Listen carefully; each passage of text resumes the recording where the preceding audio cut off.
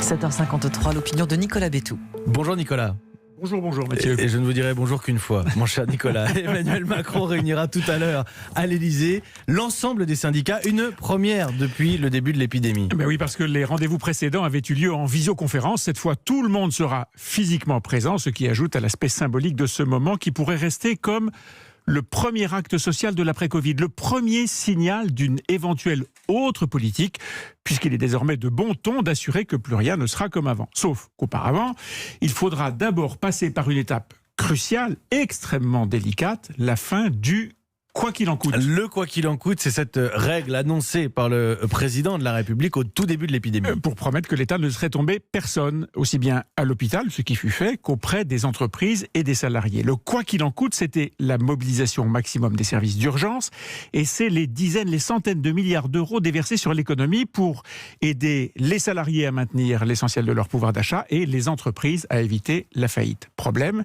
il faut maintenant commencer à fermer le robinet des aides, tout simplement parce qu'on ne peut plus tout financer. Mais couper trop vite, trop fort, ce serait risqué alors de ruiner ce qui aurait été sauvé jusque-là.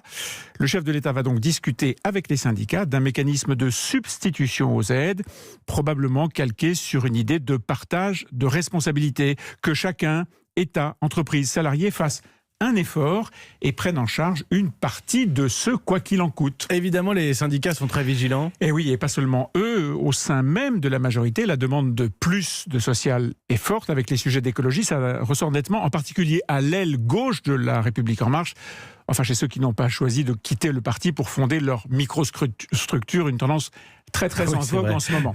On veut plus de social aussi dans l'opinion publique, qui a fait passer dans les sondages la crainte du chômage devant celle du virus, depuis que l'économie semble sous contrôle.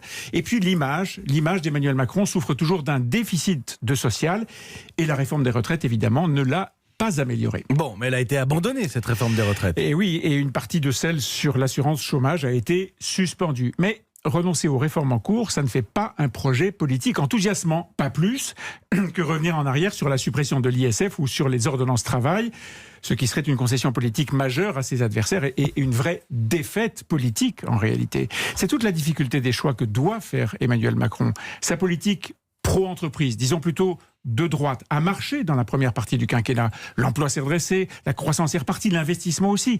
Y renoncer pour faire plus de social, disons pour faire plus à gauche, ce serait risquer la même erreur que tous ses prédécesseurs à l'Élysée, ce serait faire, défaire, puis être battu. Merci Nicolas Bétou, directeur du journal L'Opinion. Votre édito, c'est tous les matins sur Europe 1, juste avant 8h.